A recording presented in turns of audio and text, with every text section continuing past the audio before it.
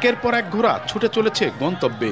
সবার দৃষ্টি দুরন্ত ছুটে চলা ঘোড়ার দিকে। পিঠে সোয়ারি হিসেবে আছে ৩ জন কিশোর। কে কার আগে লক্ষ্যে পৌঁছাবে সে চেষ্টায় লড়াই করে যাচ্ছে ঘোড়সওয়াররা। আর দারুণ সেই দৃশ্য দেখতে নওগাঁর বিভিন্ন স্থান থেকে জড়ো হন হাজারো দর্শক।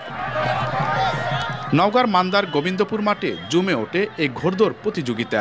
গোবিন্দপুর ক্লাবের আয়োজনে এই প্রতিযোগিতায় অংশ নেয় আশপাশের বিভিন্ন এলাকার ৪০টি ঘোড়া।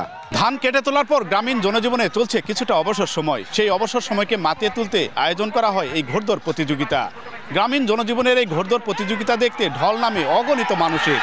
ঘোড়দৌড়ের এই টান উত্তেজনা দেখে বিমোহিত হন দর্শনার্থীরা। অনেক এনজয় করছি, দেন আমাদের অনেক ভালো লাগছে। আমরা চাই সামনে বছর আবার যেন এই ঘোড়াদৌড় উৎসবটা হয়। গ্রাম বাংলায় এই জিনিসটা উঠে গেছে আর কি। ঘোড়াদৌড়গুলো ইতিপূর্বেও হয়েছে, বাট এখন আর এগুলো উঠে গেছে। আমরা চাই যে আসলে এই দৌড় প্রতিযোগিতা, ঘোড়াদৌড় প্রতিযোগিতাগুলো আগের মতো বহাল থাকুক। এবারের ঘোড়দৌড় প্রতিযোগিতার আকর্ষণীয় বিষয় ছিল খুদে 2 জন ঘোড়সওয়ারির অংশগ্রহণ। মোট 6 রাউন্ডে চলে এ প্রতিযোগিতা। ঘোড়দৌড় উপলক্ষে সেখানে বসে গ্রামীণ মেলা।